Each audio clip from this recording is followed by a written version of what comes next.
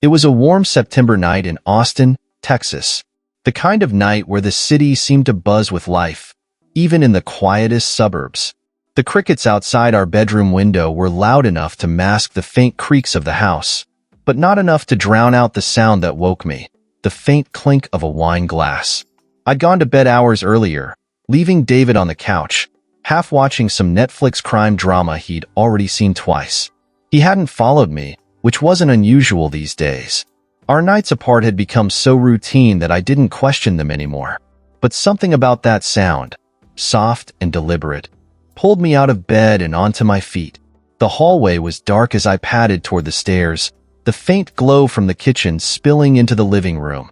As I got closer, the hum of voices became clearer, distinct.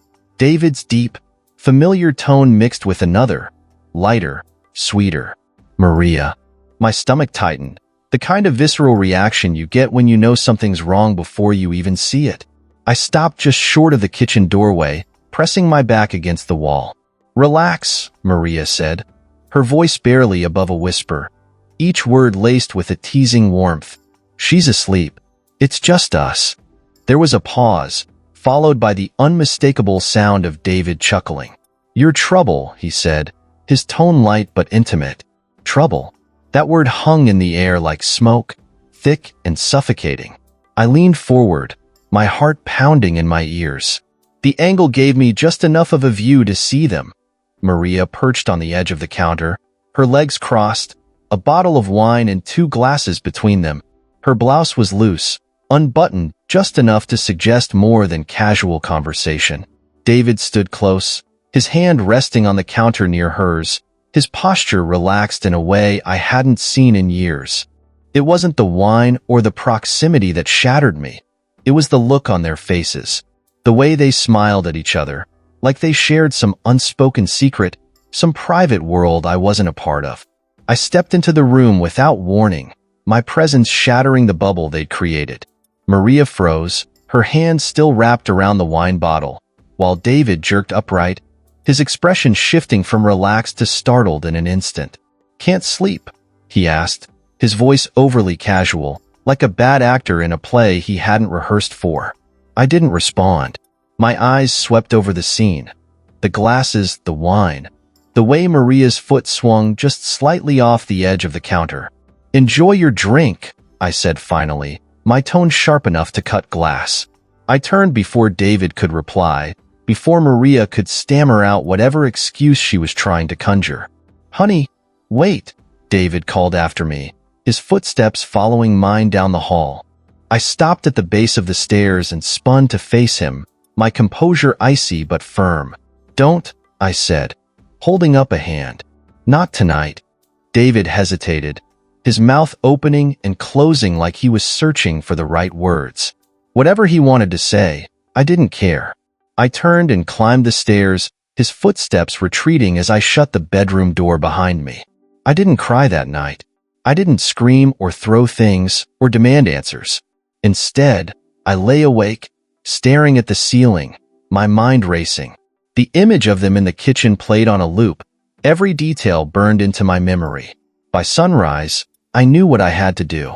While David slept in the guest room, an unspoken arrangement I hadn't questioned until now, I grabbed my laptop and settled on the couch.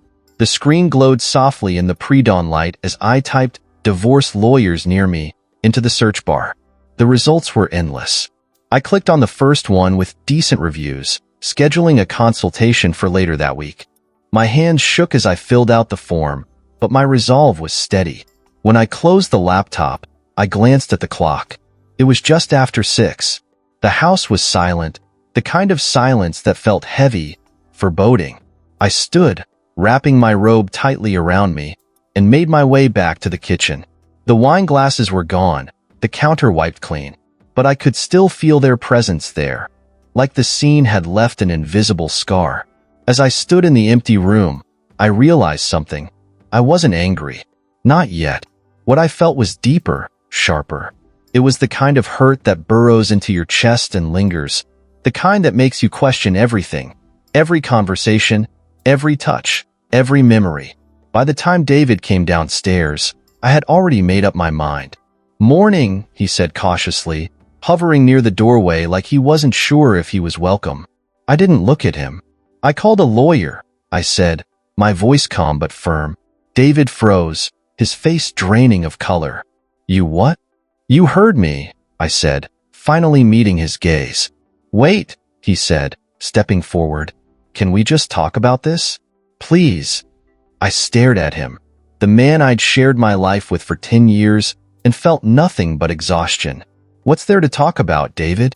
You were in the kitchen with her. At midnight, drinking wine, laughing. What's there to explain?" He opened his mouth, but no words came out. "That's what I thought," I said, brushing past him on my way to the stairs. "Please," he called after me, his voice breaking. "It's not what you think." I stopped, my hand on the banister, and turned to face him. "You're right," I said, my voice steady. "It's worse." And with that, I walked upstairs, leaving him standing there in the empty kitchen. That afternoon, while David was at work, I packed a suitcase. Not much, just enough to get me through the next few weeks. When I left the house, I didn't look back, because for the first time in years, I felt free. I checked into a small boutique hotel on the edge of downtown Austin, one of those places with soft lighting and overpriced lattes in the lobby. The room smelled like lavender, the bed was impossibly soft, and the floor-to-ceiling windows overlooked the city skyline. But none of it felt comforting. I was untethered, drifting through the hours, replaying the kitchen scene in my head until it blurred into a looping nightmare. David had called 3 times by the time I unpacked my bag. Each call went to voicemail, his messages sounding increasingly desperate. I didn't listen to the third one. The first 2 were enough. "Please, let me explain. It's not what you think.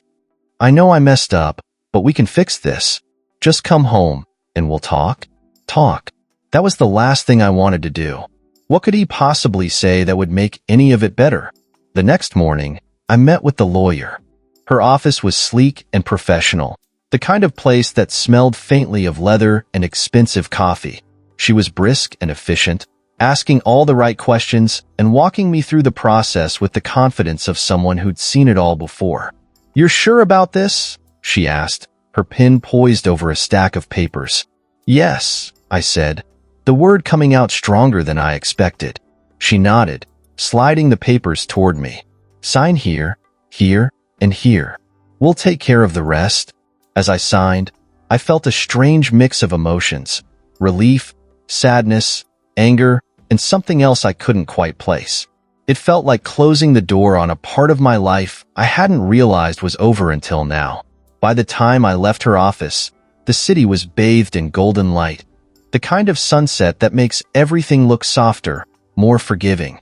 But there was no softening what came next. David showed up at the hotel that evening. I was sitting in the small lounge near the lobby, nursing a glass of red wine and staring blankly at a book I hadn't touched since I opened it. When I heard his voice, I froze. "Rebecca," he said, his tone cautious. I looked up, and there he was. He looked disheveled, his tie askew, his hair messier than usual. His eyes, though, they were desperate, pleading. "How did you find me?" I asked, my voice cold. "You didn't exactly go off the grid," he said, managing a weak smile. "Credit card charges, hotel reservations. It wasn't hard." I stood, crossing my arms. "You shouldn't be here." "Please," he said, taking a step closer. "Just give me 5 minutes. That's all I'm asking." I hesitated, then sighed, gesturing toward an empty chair. "Fine. 5 minutes." David sat down, his hands clasped tightly in front of him. For a moment, he didn't speak, just stared at the table between us. "I'm sorry," he said finally, his voice breaking. "I know that doesn't fix anything, but I need you to know that I'm sorry." "Sorry for what?" I asked, my tone sharp. "For lying to me? For sneaking around with Maria? For making me feel like a fool in my own home?" He flinched but didn't argue. "It wasn't. I didn't mean for any of this to happen," he said. "That's the second time I've heard that this week," I snapped. "Do you two rehearse these lines together?" David shook his head, running a hand through his hair. "It wasn't like that," he said. Maria and I, it wasn't an affair. We talked, yes, maybe too much, but that's all it was. And the kiss? I asked, raising an eyebrow. He froze, his face paling. Yeah, I said, my voice dripping with sarcasm. She told me. Last week, wasn't it? Late at night, after I'd gone to bed? David's mouth opened, then closed. It was a mistake, he said finally. A stupid one-time mistake. I stared at him, my chest tightening. Do you even hear yourself? Do you realize how pathetic that sounds? He looked down, his shoulders slumping. I know, he said. I know I messed up. But Rebecca, please. I love you. I don't want to lose you. His words hung in the air, heavy and meaningless. You should have thought of that before, I said, standing. Wait, he said, grabbing my hand.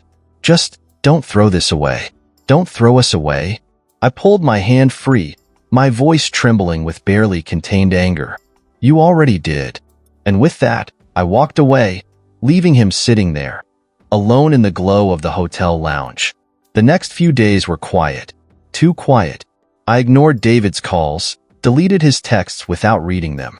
I threw myself into work, into long walks around the city, into anything that didn't involve thinking about what my life had become. But the silence had a way of creeping in, forcing me to confront the questions I'd been avoiding. Why had this happened? Was it my fault? Could it have been prevented? The answers didn't come easily, but one thing became clear. This wasn't just about David or Maria. It was about the cracks in our marriage, the ones we'd ignored for years, hoping they'd somehow fix themselves. And now, those cracks had turned into a chasm too wide to cross. On Friday, a package arrived at the hotel. There was no return address, but the handwriting on the label was familiar. I carried it to my room, my heart pounding as I set it on the bed and opened it. Inside was a single envelope and a small box. The envelope contained a letter from David. It was long and rambling, full of apologies and promises to change. He begged me to come home, to give him another chance. I set the letter aside and opened the box. Inside was my wedding ring. I stared at it for a long time, the weight of it pressing down on me like a stone. And in that moment, I knew. This wasn't just the end of my marriage. It was the beginning of something new. The wedding ring sat in its box on the bedside table for days, glinting in the soft hotel room light like a beacon of everything I was trying to leave behind. David's letter lay beside it, untouched since I'd skimmed the first few desperate sentences. I thought about calling him, just to tell him to stop, but every time I picked up the phone, my resolve wavered. What would I even say? That I forgave him? That we could try again? The truth was, I couldn't. Not anymore. And then came the voicemail. It was late afternoon when my phone buzzed, his name flashing on the screen. For the 100th time, I let it go to voicemail, but something about the timing made me listen this time. Rebecca, please, David's voice began, strained and shaky. I need to talk to you. It's about Maria. There's something you need to know. My stomach clenched. What now? I sat there for what felt like hours, replaying his words in my head until curiosity got the better of me. Against my better judgment, I called him back. He answered on the first ring. Rebecca, he said, his relief palpable. What is it, David? I asked, my tone sharp. What could you possibly have left to say? He hesitated. It's about Maria, he said finally. What about her? I demanded. She's been lying to both of us, he said, his voice cracking. I rolled my eyes. Oh, so now it's all her fault? Convenient. No, he said quickly. Listen to me. She told you we kissed, right? That it happened last week? Yeah, I said, my voice dripping with sarcasm. She was very clear about that. David exhaled sharply, as if summoning the courage to continue. Rebecca, that never happened. I froze. What? She made it up, he said. I don't know why, but she did.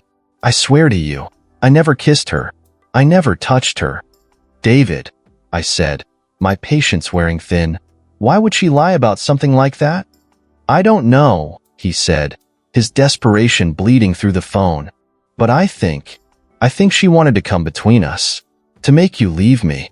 His words hung in the air, and for a moment, I didn't know what to say. Was he telling the truth? Or was this just another attempt to save himself? "Rebecca," he said softly, "you know me. You've known me for 10 years.